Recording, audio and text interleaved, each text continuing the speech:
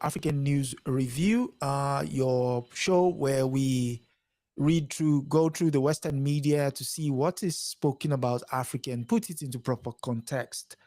With me, as usual, my name is Adesoji Iginla, by the way, and none other than my recently marked new year co-host, Comrade Milton Allimadi. We must say happy birthday to you. And, thank you, my good brother. So you marked another year around the sun, as they will say. Yes, sir. The struggle continues. Salute continua. Victoria Seta. And yes, today we start. We're basically looking at media. So where to start? Then go to The Guardian. And this story is, let me share my screen. It comes to you from the Guardian newspapers, and it's about Donald Trump's movement in Africa, or the impact there is. So it reads, can you see my screen? It says, Namibia's editors angered by U.S. scrutiny over Western media affiliation. The U.S. Embassy asked newspapers if they were associated with the likes of New York Times after the State Department edict. And it goes further. A story is filed by Rachel Savage in Johannesburg. And it goes, Namibia media outlets have reacted with anger and dismay after they were asked by the U.S. Embassy whether they were affiliated with Western publications whose subscription has been cancelled by the U.S. State Department. On 11th of February, the State Department ordered its outposts to cancel non-mission critical media subscription as part of the Trump's administration drive to cut government costs. A February 14 directive that instructed prioritizing the cancellation of subscription to The Economist, The New York Times, Politico, Bloomberg News, The Associated Press, and Reuters, according to the Washington Post. Donald Trump's second presidential term has started with a wave of initiatives to reduce the size of government and purge it of anything deemed to be liberal. Your first thoughts? Well, nothing surprising. Nothing from, listen, after the dressing down that this president of the United States, Trump, gave to Zelensky, what else could be surprising, right? Yeah, of course. I mean, to cancel subscriptions to publications, think about how petty that is. But, the irony is that, obviously, all the officials for the administration are still going to be reading these publications anyway. You have cabinet secretaries. They can't be ignorant, right? So whether the government agencies, whether the embassies are canceling these subscriptions, they're going to be reading every one of these publications online. Correct. How can you be a part of the U.S. government and not read the New York Times, not read The Economist, not read Reuters? I mean, obviously, they're trying to suggest that we only acknowledge publications that sing our praises and pat our backs, like Fox News, right?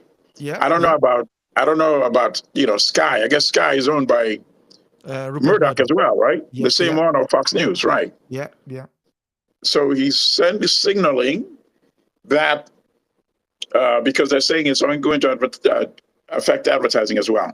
Correct. So what they're saying basically is they know they can't make these publications disappear. So they're hoping that they can control their content by making these kind of moves. Okay, subscription, I mean, how much is a subscription? You're losing a few cents there, right? Correct. But then when it comes to issues like advertising, obviously that's going to have impact. Yeah, because if you don't have the spread, then obviously who is going to advertise in you? That's what they're saying. Well, they're basically saying that if you want to get any government advertising, and the U.S. government, of course, spends billions of dollars in advertising every year. So if we don't like your politics, you won't get any ads from us. That's what they're saying, but they can't say it directly that way. But essentially, that's what they're implying. Okay. You know, because everybody knows subscriptions are meaningless. It's only a few cents. Yes, of course, it adds up. If you take all the subscriptions that U.S. government entities take out domestically and internationally, it adds up. But that's not the real money. The real money comes in the terms of the advertising money that they spend. So they're implying, hey, if we don't like you, if you don't like us, no money for you, which is very shameful. But, let me add on to that too. We're actually seeing in real time, and this is how people should actually start analyzing and seeing these things, the decline of a major power, right? While we are seeing the rise of new powers. That's what we are seeing. So if people, I guess the best way to understand what the US administration is doing is to go back and look at Britain, when Britain started its decline, and perhaps look at some of the kind of policies that the British government was conducting at the time that the decline started. I think that's the best way to understand what's going on in the US. Because obviously you have the emergence of China, you have the emergence of BRICS, and BRICS, that includes Russia as well now, includes Brazil, includes India. Yeah. These are the major powers that are rising now. In fact, their share of the global economy is now larger than the United States and the G7 countries combined, you see? So these are just symptoms that we are seeing, my friend. So basically what they're doing here is, as long as we can pretend that problem does not exist, probably it doesn't exist. Exactly, right. Avoid the elephant in the room and divert attention with these meaningless symbolic, motions. Let's continue. So it goes further.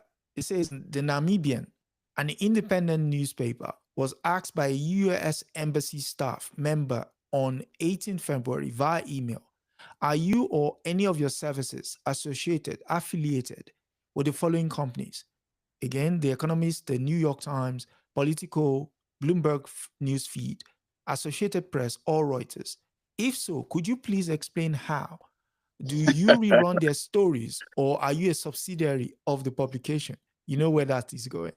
The email said the embassy was asked not to subscribe to any media subscription that do not align with the department's goal, such as making America safer, stronger, and more prosperous, as well as ensuring the safety, security, and welfare of the workforce, fulfilling statutory or treaty obligations.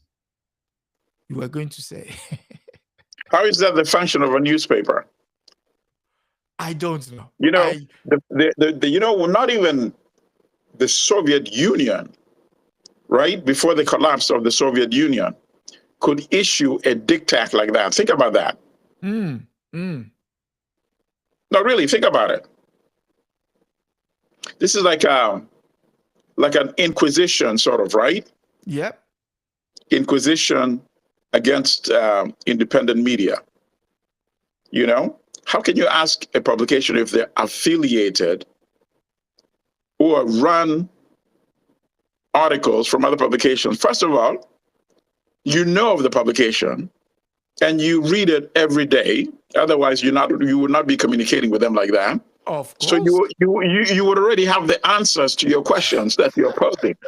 So that's not the real reason why you're posing those questions. You're posing those questions because you're trying to intimidate them into writing only positive stories about the Trump administration and U.S. policy. That's what they're doing.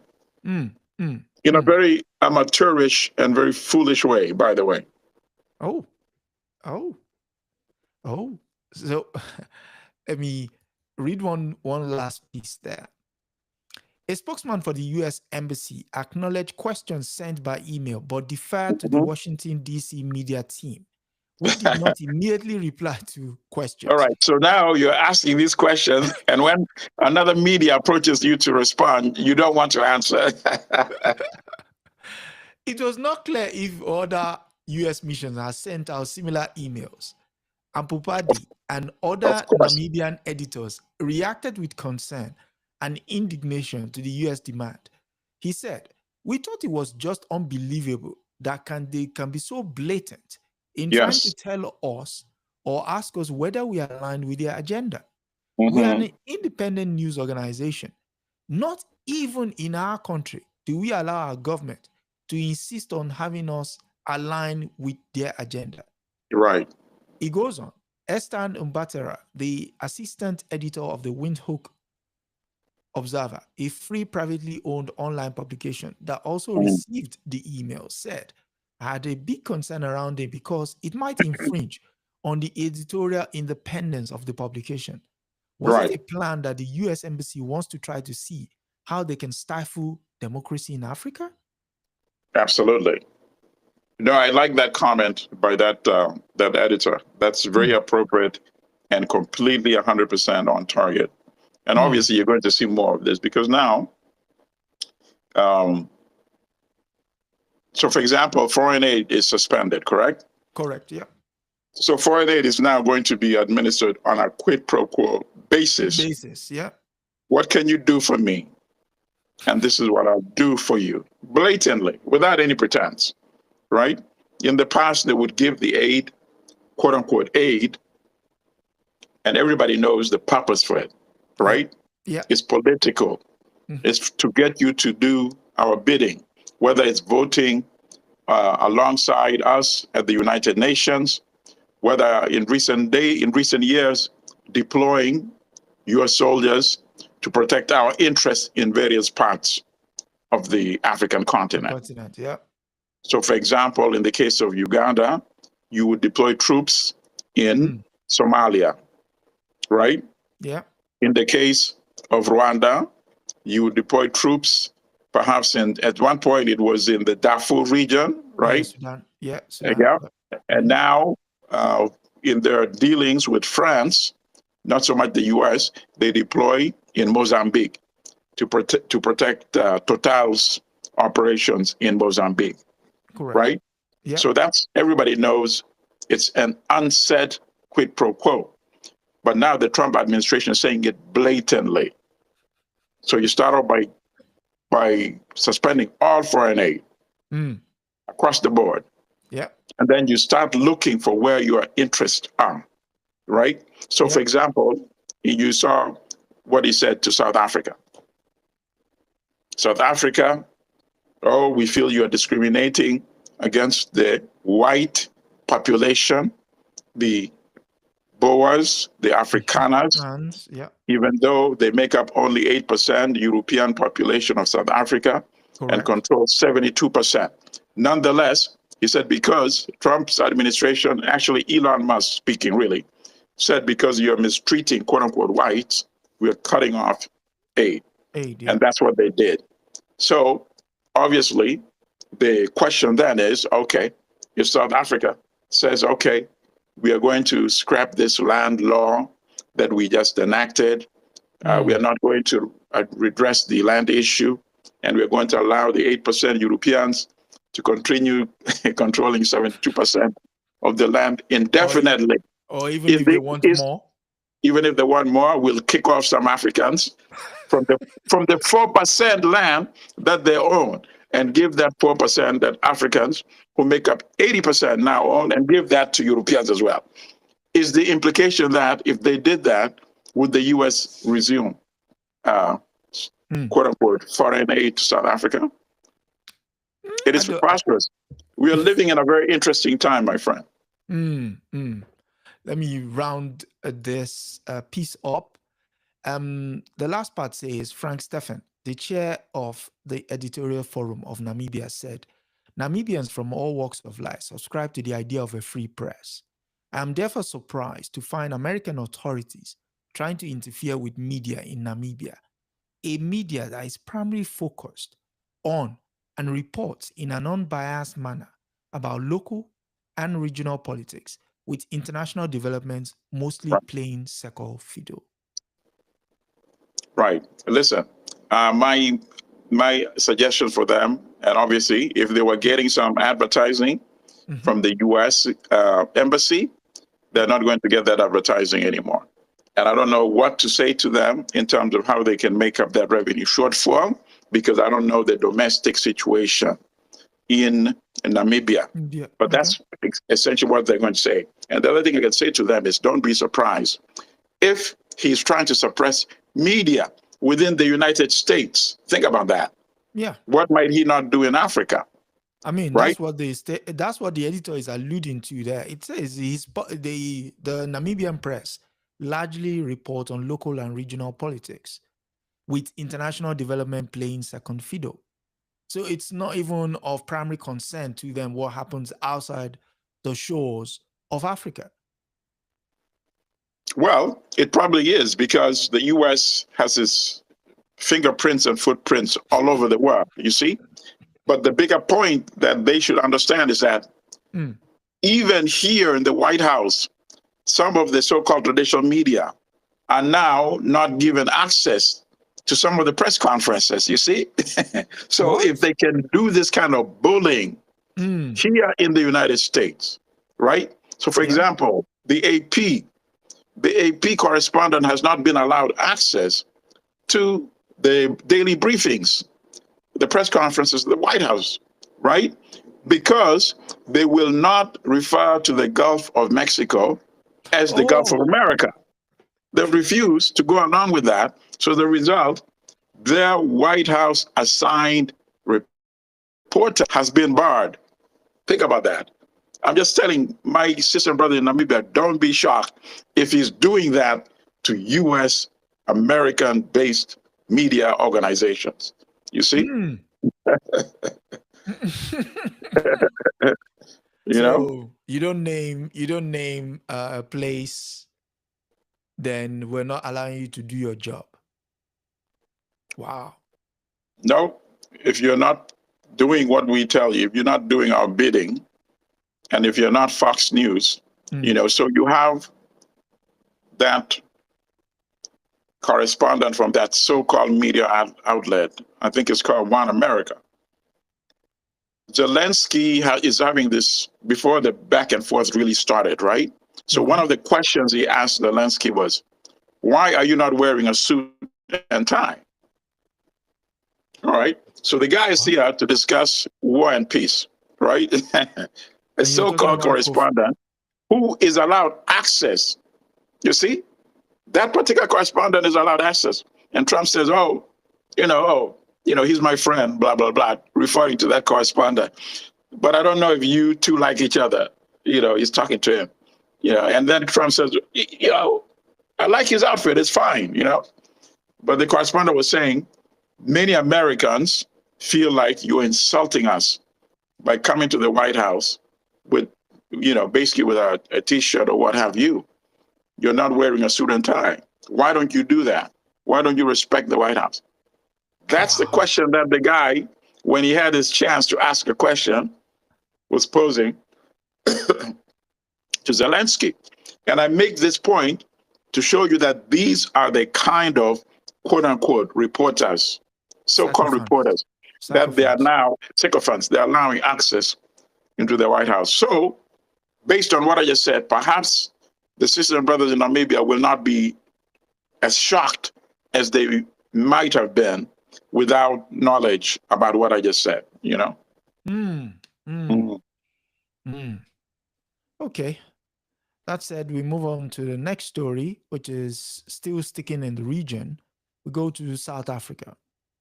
And this story comes from the Financial Times, the money paper. And it reads, South Africa's government locked in budget standoff. Coalition leaders are at loggerheads over fiscal hole created by Donald Trump. That man again. And South Africa's leaders are at loggerheads over the national budget, which is due to be presented next week in a major test of the viability of the country's coalition government.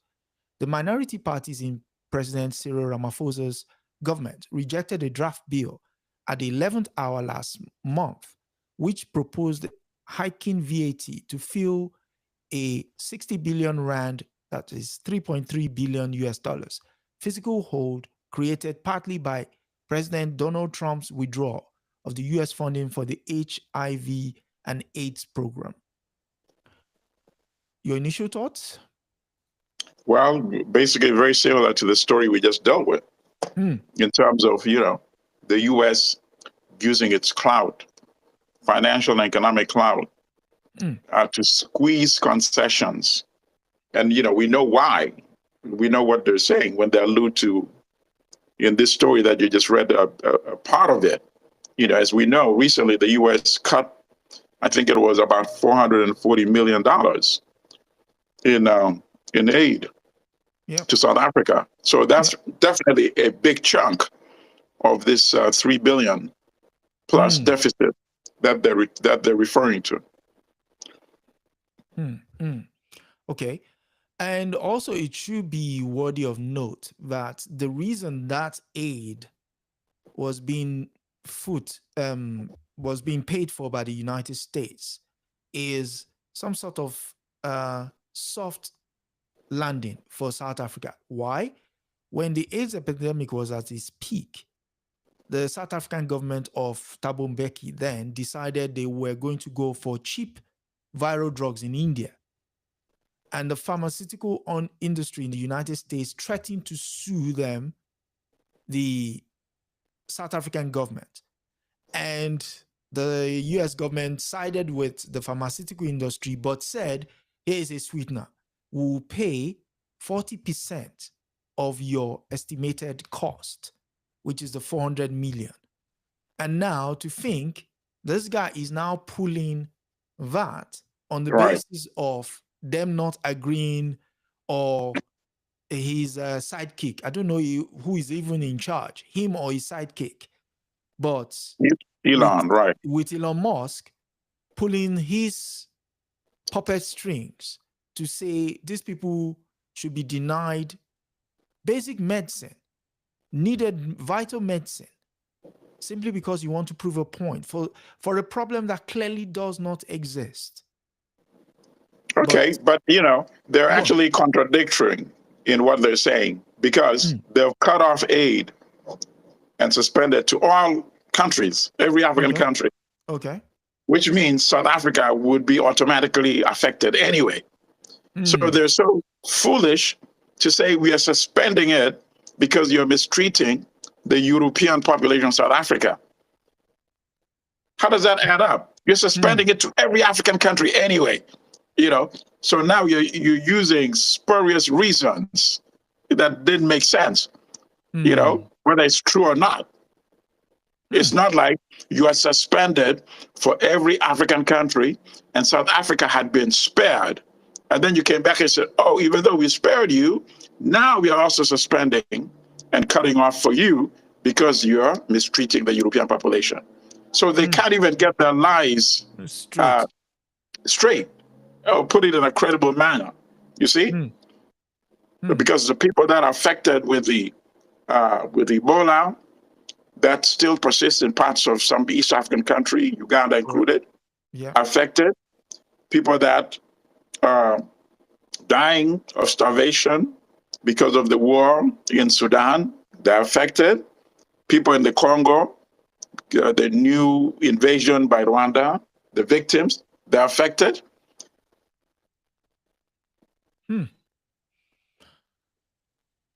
Yeah, but now here's the bigger story also, or my bigger comment, and the bigger point I would like to make. Go on. This shows you the absolute total failure of African leadership. Absolute total failure. And Sankara told them. Sankara said, if you cannot feed yourself, you cannot grow your own food, you cannot say you're independent. You're not. These countries, by accepting aid all these years, and now they can't just throw it out overnight, because there's so many people who are now dependent on it. It's a life and death situation for many of them, right? Okay, granted, the PEPFAR is a bit different because the HIV pandemic That's a calamity, right? Yeah. Yeah. So if you can get relief for healthcare for that particular type of special calamity, that we can understand. But generally speaking, most of these countries, perhaps all of them, have made aid so tied into their economies that it now fills in parts of their national budget. Think about that. Yeah. Yeah. Yeah. This is, You know, yeah. Yeah. Uganda, for example, outside assistance covers about 50% of the budget. How can you say you're an independent country if your budget operating your government, right, is being subsidized to the tune of about 50% from outside? That is the biggest failure of African leadership, you know? And people like, Babu, Mohammed Babu, spoke about this, Yes. in his book, The Future That Works. I highly recommend that book. It's available on Amazon. Yeah. And he talks about the danger of so-called foreign aid and how it will undermine African sovereignty and how it would compromise the economy and prevent economic growth because it can be pulled at any time. And now we are seeing it being manifest, And Babu also, wrote about this in the 1980s. He wrote about this. Even further than that, Kwame Nkrumah in his book, Kwame Neocolonialism, Nkrumah, absolutely. I agree with Neocolonialism, you. Last Stage of Imperialism, also, Right. He highlighted the spoke about that. problem of And aid. not only that, my friend, he was punished because of that book. Remember, we discussed that. Yeah. They By pulling withdrew the aid. U.S. $25 million in 1965, which is today anywhere from $250 to $300 million. So a substantial amount, right? So, okay. And he did the right thing to attack aid and explain to African countries, his fellow leaders, the danger. And of course, they punished him immediately by doing exactly what he said they're going to do. They are pulling the same aid. By pulling it out. But I'll continue. Members of the Junior Coalition told the Financial Times an agreement had not been reached, despite Ramaphosa's office saying Finance Minister and Treasury are now set to finalize the budget, introduce it before Parliament after an emergency cabinet meeting on Monday. It is by no means a done deal, said one government official who spoke to the FT on condition of anonymity. To discuss internal conversations, some of the parties will not accept any tax increases, but the reality is there is just no money. The budget standoff is unprecedented in South Africa, which has been ruled by a grand coalition since July, when Ramaphosa's African National Congress partnered with 9 other parties after failing to win an outright majority for the first time since the fall of apartheid. The ANC has been the majority party for 30 years, and it has taken it for granted that the budget will sail through, said Songeso Sibi, leader of the Rise Mansi, one of the coalition partners. But this isn't so easy in countries where there are no single majority party, and the ANC didn't seem to appreciate that a budget deadlock can paralyze a country. I think you spoke to this when we were talking about the coalition being formed as the fragility of it all, and how and how they possibly will be. Yeah, go on. No, I said this. I would be shocked if this coalition survives a year. You see? Obviously, they need to raise money. They're going to have to raise money, and they want to do it. They don't want to do it the Kenya route. You see? Kenya tried to tax fuel and to tax food and some other items that the ordinary people cannot do without, right? You have to get to work. So if fuel cost has gone up, whether you drive to work, whether you take public transport, you're going to be paying more. Correct. You have to eat in order to stay alive. So you buy food, you're going to be paying much more. So you have no choice. So tax the no choice items, items that people need for their sustenance. Hmm. So therefore, they will have to pay, and the government gets money. The Kenyan approach. And young people protested in Kenya. So the Kenyan government of Ruto had to back off. Now in South Africa, they're proposing the same thing. When they talk about value added tax, VAT, Yeah. basically on all merchandise and items that the ordinary people do need to sustain themselves, you see? Correct. Instead of selective taxation that would affect those with deep pockets, imports of automobiles, for example, right? Yeah. Yeah, the rich people will continue buying automobiles. Of course. So you get your money. Tax on cigarettes. I know a lot of impoverished people also smoke cigarettes. So that's It's gonna be like an across the board. addiction, Yeah. But, too bad. They will have to do without cigarettes, But let the people that have money and still smoke cigarettes, let them pay those taxes. Okay?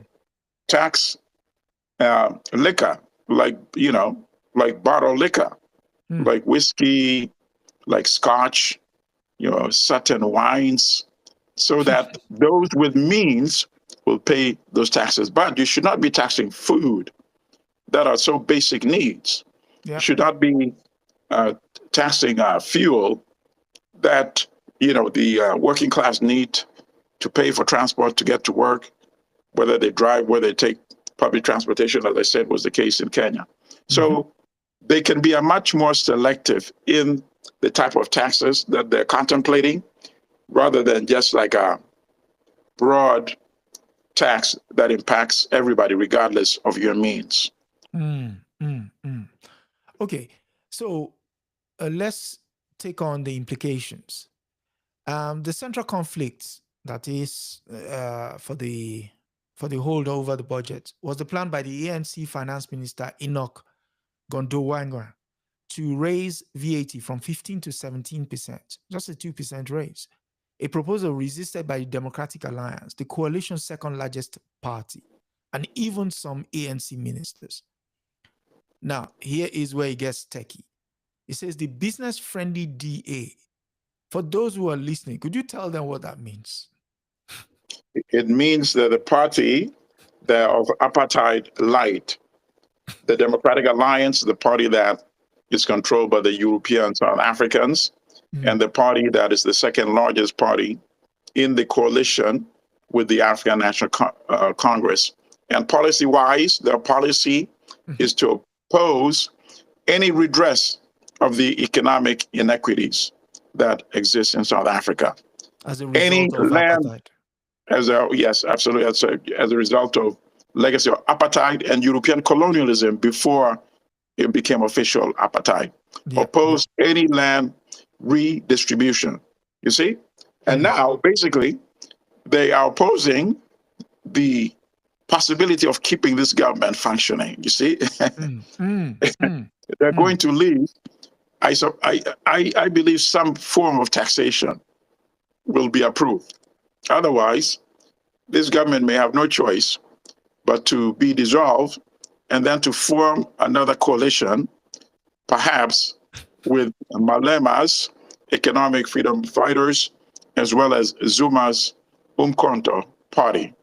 I don't see any other option, unless the party of apartheid light, which is the Democratic Alliance, perhaps they believe that they are the ones who can form a coalition with the other parties and keep the ANC out of government. But that's highly unlikely. Nah, very unlikely, very unlikely. Very, very unlikely. So I'll continue. So the business-friendly DA has proposed making up the shortfall through a number of other measures, including selling off 2 major port concessions to the private sector and creating a cost-cutting task force similar to Elon Musk's efforts in Washington. Yeah. Go on. Yeah, that's the absolute nonsense. And so you see, now Elon is talking via the Democratic Alliance, you see? There you go. There you go. Right. There you go. I mean, listen, we can only observe and analyze as brothers that are concerned with the situation that our sister and brothers in South Africa face. Yeah. At the end of the day, they are the ones that are going to have to rectify the current contradictions that they are facing, the predicaments that they're facing. You know, we can only offer suggestions, our analysis, and our critique, but it seems to me that it's highly unlikely that South Africa would allow itself to be taken back to the era of apartheid, which they have not yet actually fully left. Yeah, exactly. You see? That's the You see? shocking element of it. Yeah. But this is a continuation of the kind of narrative that we should expect the minute that alliance was formed between the African National Congress and the Democratic Alliance. This is just the same narrative, just continuing, because now they believe they have a big ally in the White House in the form of Elon Musk, as well as the United States President Donald Trump. Let me just add one other observation. These are both egomaniacs. So let me be the first to predict that this alliance between Elon Musk and Trump cannot be sustained for 4 years.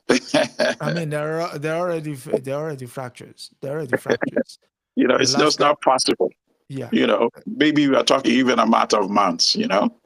At the end of the day, they could even become bitter rivals. And I would not be shocked if at some point Trump even tries to deport Elon from the United States. To where, though? Anything and everything is possible when you're dealing with Donald Trump. To where? Where would he deport? Where would you think he would deport him to? Well, maybe first to Canada. I think he has Canadian citizenship as well. But Canada is very hostile to Elon as well. So maybe they'll find a way to deport him too. He can come to Britain. I mean, we'll take good care of him. So I'll take one final piece from that story. And it goes on. If we don't tackle the hard realities facing the country, we will be stuck in the endless cycle of raising taxes and taking on more debt, which can no longer afford. John Steenhuisen, the DA leader and agricultural minister in Ramaphosa's cabinet, told the FT. There's a part here. Yeah. After Stephenson rejected the first budget, the ANC said it was critical that money be found to honor wage increases for civil servants and pay for the above inflation increases in social grants, which will protect the most vulnerable from the rising cost of living. Right. So, no, I agree with the statement by the ANC person. That's exactly what is going on. The Europeans who control, I would say, anywhere from 80 to 90% of the economy, and 70% plus of the land. They have the lowest unemployment levels. In other words, they enjoy the wealth of South Africa. They want to continue impoverishing the African population, the Black population, at their expense. And I don't see the ANC allowing that to happen. Otherwise, the ANC itself will become history and a party of the past. Party of Mandela gone?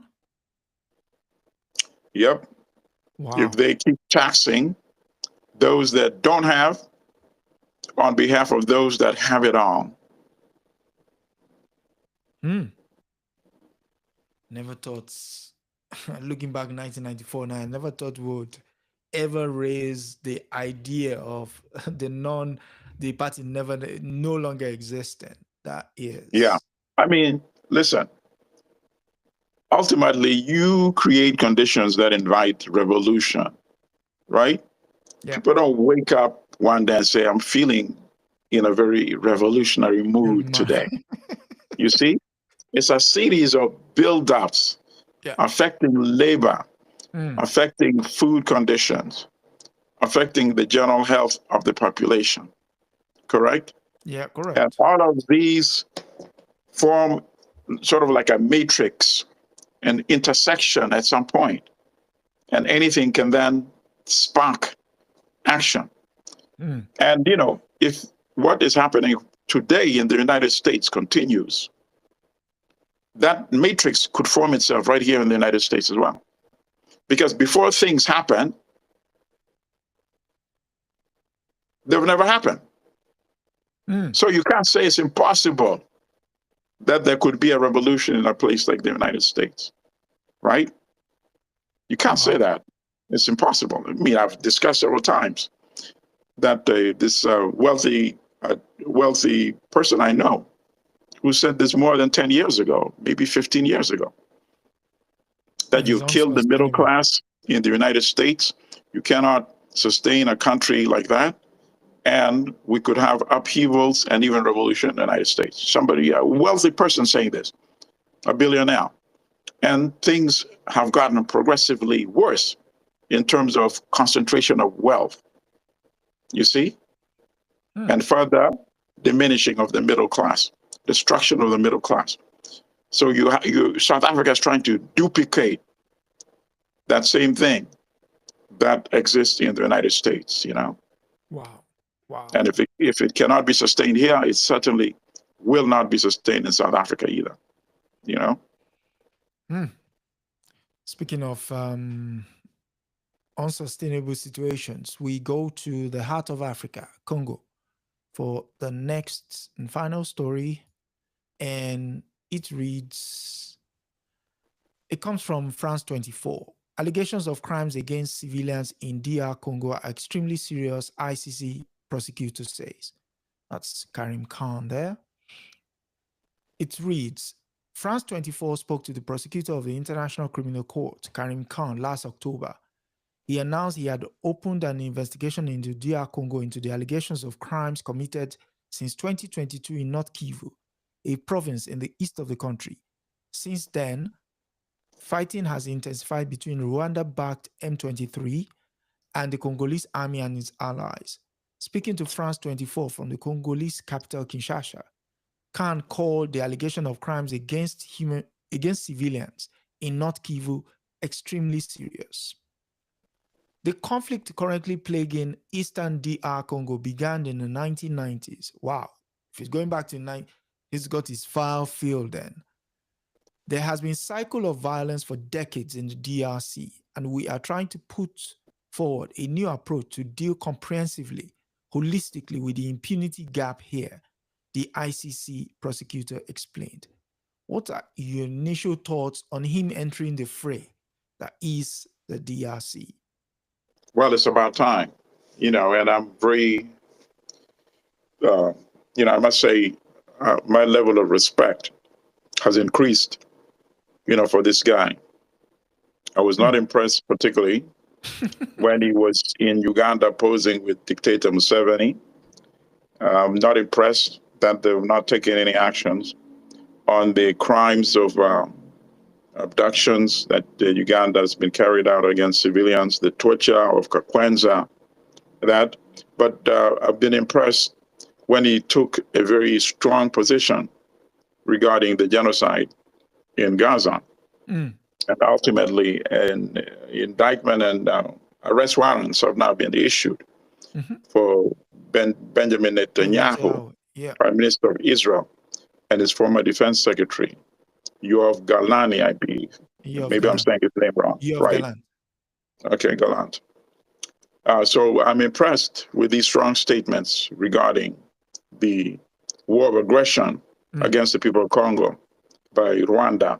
And it's so clearly publicly stated, and it mirrors the public statements he made prior to the indictment of the senior Israeli officials. And Hamas officials had also been indicted, but most of them had already been killed, but were subsequently rather killed by Israel. So the statements that he's making regarding the situation in Congo, very similar to the statements he made regarding Gaza. So I would not be surprised if we see some indictments of some of the key figures. And there's no reason why he would not indict even Kagame himself if he's able to indict Benjamin Netanyahu. for the crimes against the Palestinian people in Gaza.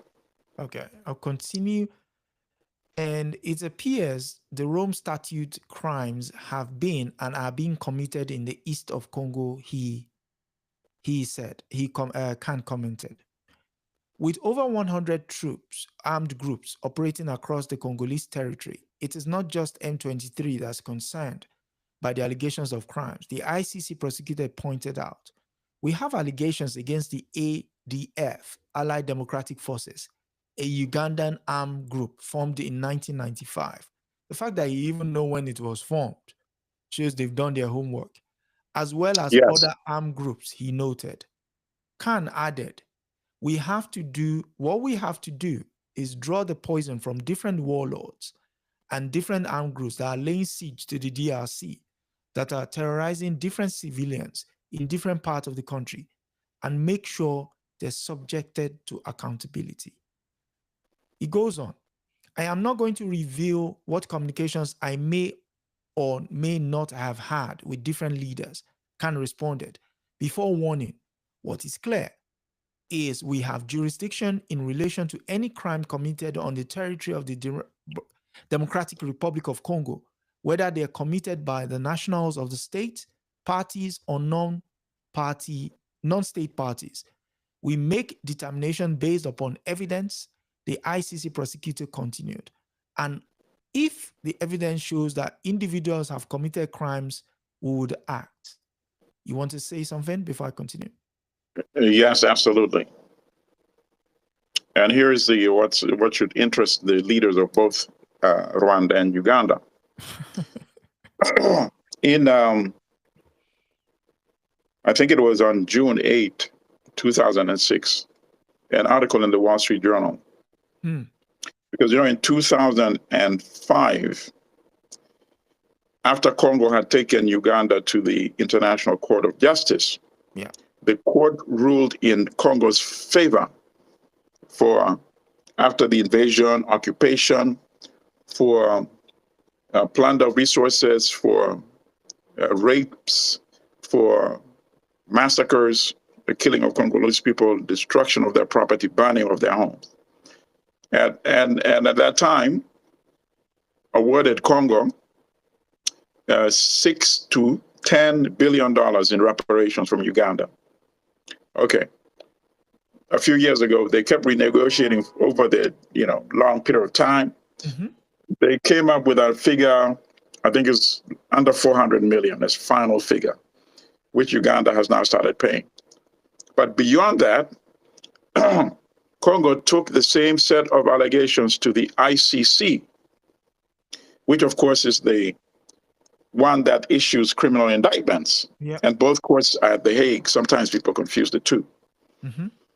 And the Wall Street Journal carried an article which starts on the front page, but the lead is buried in the middle of the article. And that article was on June 8, 2006, and anybody can go and look it up, right? What's the title? What's the title of the article? I don't remember the headline, but if you search it under Joseph Coyne. Okay, Joseph Coyne. Joseph Coyne, K-O-N-Y. And Uganda, crimes in Congo. And if you also put Moreno Ocampo at that time was the chief prosecutor, Moreno Ocampo, Ocampo. Okay. So the article said Museveni, the Ugandan dictator, had contacted Kofi Annan, who was the Secretary General of the UN, at the time. and asked him to block an ICC investigation. Apparently, the ICC had launched an investigation of war crimes by Uganda's army under the command of Museveni as commander-in-chief, which, of course, would have resulted in a criminal indictment. So the article said Kofi Annan told Museveni that he does not have the powers to block a criminal investigation. Right, so here's what happened. since the Congo had already won and Uganda had been assessed liable for the crimes in the civil aspect, right, which is the ICJ, Yeah. definitely Museveni would have been indicted at the ICC, which means that investigation was suspended, just like the trial of Ruto, right, was suspended. Some people forget sometimes. Suspended does not mean it disappears. It's just suspended. What I'm trying to suggest is that I would not be shocked if the current prosecutor, Khan, decides to lift the suspension of that investigation so that not only Kagame might face indictment, Museveni could also face indictment. In any case, since that particular investigation, there have been more subsequent crimes by Uganda soldiers of course. in the Congo. So it could be a fresh indictment anyway, you see? So these are how things are shaping up. Okay, I would go on and conclude.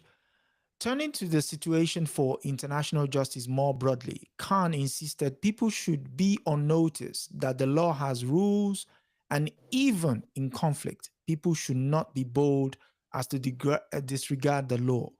Yes. Either we are going to go to this wild, wild west that is not only in the DRC, but in other parts of the world, or we are going to stand firm and say, we're in 2025, we're going to find a way to bring a new life, a new lease of life to the law and its relevance to people. If we think the law is only relevant to lawyers, we have lost, Khan asserted.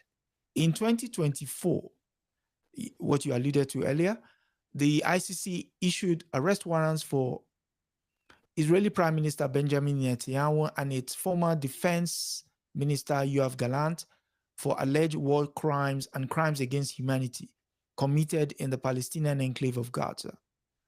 On February 13, the United States imposed sanctions on Khan following an executive order by you-know-who, Donald Trump, that accused the ICC of illegitimate and baseless actions, targeting America and our close ally, Israel.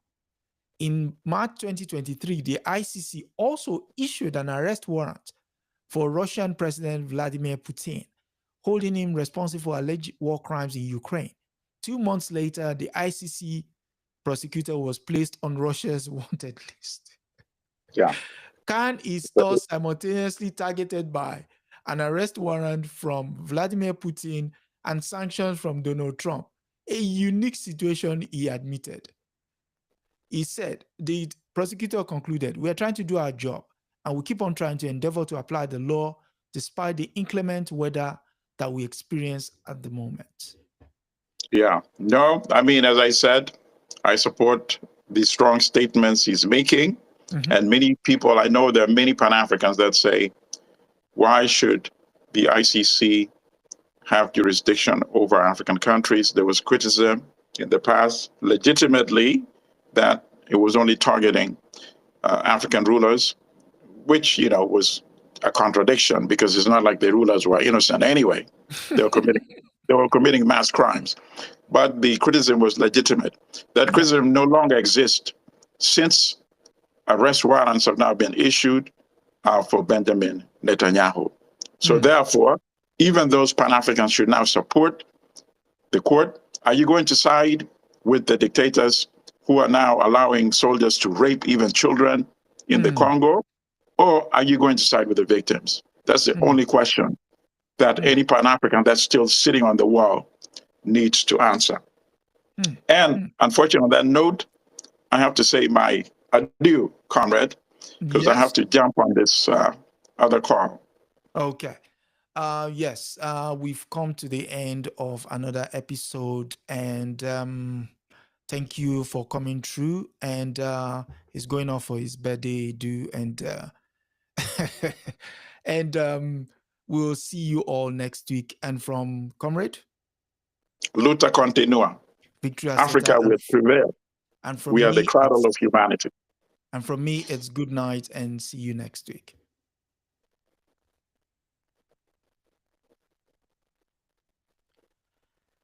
Yes.